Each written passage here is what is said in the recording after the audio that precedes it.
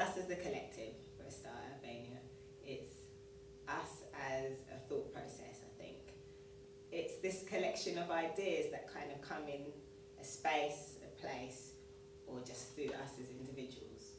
And what I'm finding quite exciting about being in Urbania, the collective, is that I can sort of go loosely between those three strands, and to also see how it all came together in one room.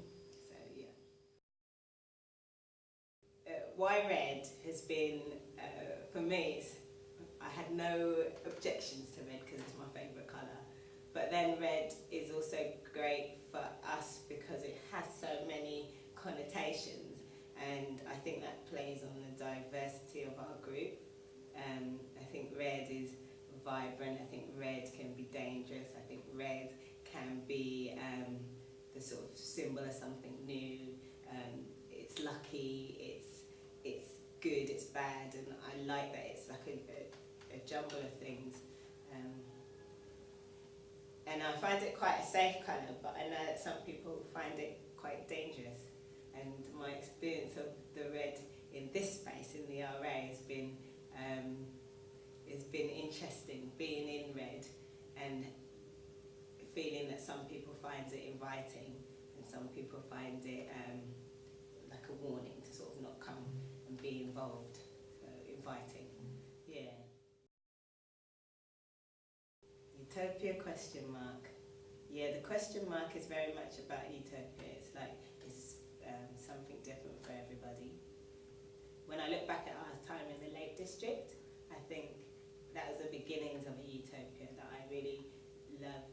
That it felt spiritual. When things were difficult, I knew why they were difficult.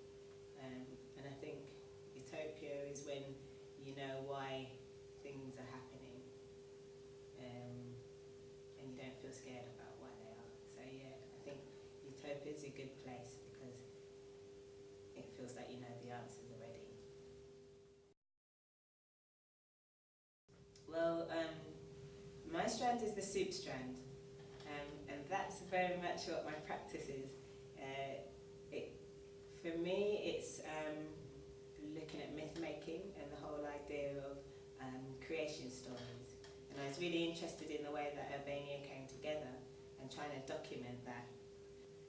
The soup session is the event that I run, which is an event where I ask people to kind of showcase their creative practices. So that could be in design or music or film. And during an evening of entertainment, I cook and share soup. I was really interested in how the bonding experience came from just eating a very simple meal. In my case, it was soup, as a way to bring people together through talking, and then through their art practices, and then just through creating some kind of family feel between everyone. And that family feel was really something that I felt building within the Urbania Collective from the first few meetings, because we'd sit and we'd talk and we'd talk and we'd talk for ages, and it really reminded me of how the soup session nights and events started.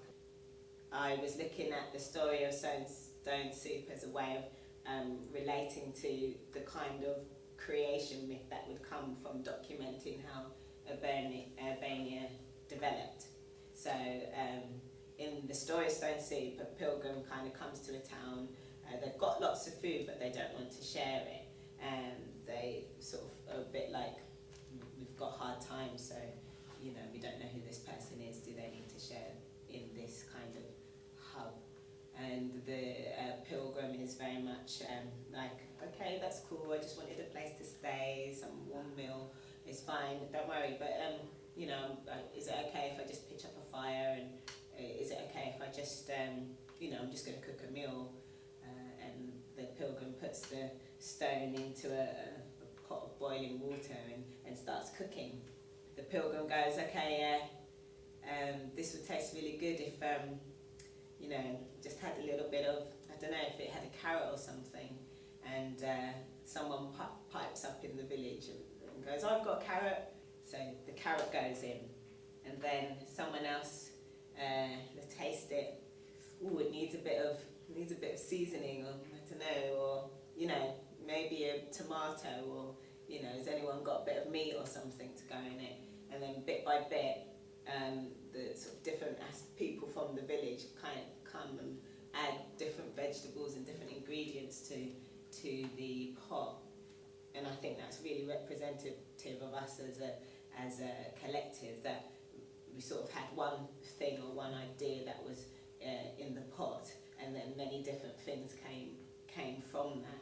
The soup nights are like a sort of physical representation of that story, that basically everyone who used to come to the nights would bring something with them. They'd bring bread.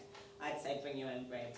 And the soup nights developed from a group of people just coming together randomly. I'd never know who was going to turn up. I cook the soup, I make up the recipes as well, and the recipe that I'm making is a Urbania soup, which comes from when our time in the Lake District, where the investigation started. If you were a vegetable, what would you be?